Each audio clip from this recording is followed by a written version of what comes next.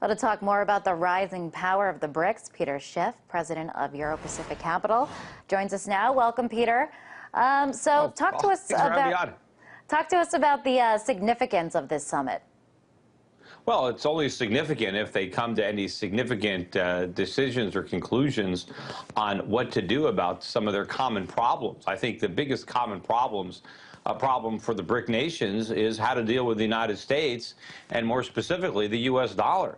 All these BRIC countries are accumulating enormous dollar reserves. The dollar is going to lose a lot of value, and so that means these BRIC nations are going to lose a lot in the real value of those reserves.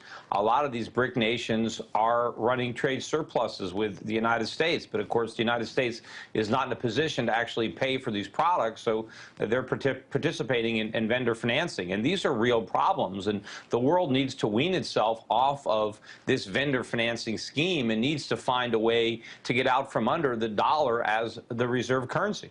And now they're expected to sign an agreement allowing them to extend credit to each other in their own local currency. Do you see this as a step toward replacing the dollar? It's a step. I mean, it's certainly a movement towards that direction. And the more other nations begin to invoice each other in their own currencies and trade bilaterally in their own currencies and not try to do everything through the U.S. dollar, the less dependent they become on the dollar, and the more vulnerable the U.S. economy becomes to the day that the dollar is no longer accepted around the world as the predominant reserve currency.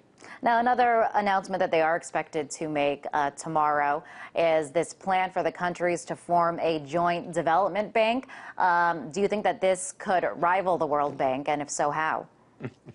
Well, I don't think that the World Bank is a particularly useful institution, so I don't think that this is a good sign to see countries trying to follow what is a very bad example and to try to create more structures from government. I think what the BRIC nations need to understand, and what all nations need to understand, is the less government involvement in their economies, the better. What they want to do is get out of the way.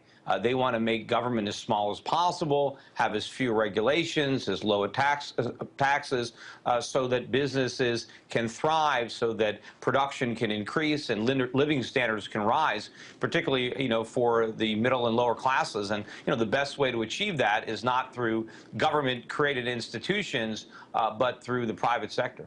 Now, a criticism that this group often gets is the fact that they are so different. They're on different continents. They have very different economies, very different governments. So some critics say that BRICS serve nothing more than an acronym. Do you think that the countries will be able to find enough common ground?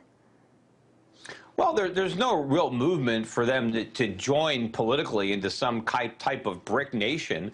They do have certain things in common, and they might have some common problems, and so I could see why they might want to get together and see if they could collectively come up with some solutions or talk about some of these problems with each other. But I don't think that, other than maybe a freer trade relationships, I mean, to the extent that any nation can reduce trade barriers between itself and other nations, it will benefit the citizens of both countries. But they're not trying to come together like the European nations did and form a common political structure or common currency. That's not what this summit is about. They maybe are trying to just kind of rival some of these G7 summits or G8 summits where other nations get together and they get the headlines and they talk. Maybe they, it's like you can't get into that club, so form a club of your own. And the interesting thing is a lot of the nations in the G7, like the United States, are big debtors.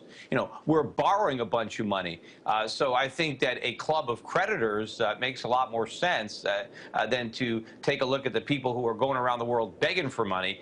Maybe some of these countries that are generating all the surpluses that everybody is begging for a share of, well, maybe they should get together and kind of form their own club. Now, the BRICS together, they do make up some of the fastest growing economies in the world right now. Do you think that this at least signifies a shift in power in terms of global economics? I remember just a few months ago, they were considering bailing out the Eurozone. Yeah. Well, the summit itself, I think, doesn't necessarily signify anything. What would signify it is their accumulated surpluses.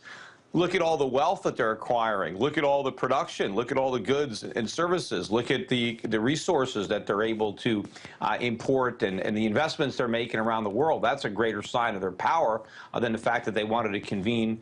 A lot of times, these meetings are just an excuse for some bureaucrats to have a party on taxpayer money. And so I don't think the meeting is really what you want to look to. You really want to look to what's happening in the countries, in their economies. And I think that the biggest problem, again, collectively, is the drag that's coming from the U.S. A lot of people think that the U.S. is benefiting all these BRICS and other countries because we're the customer, we're the big consumer of their products. But my point is that we are dragging these economies down because we might be consuming their products, but we're really not paying for them.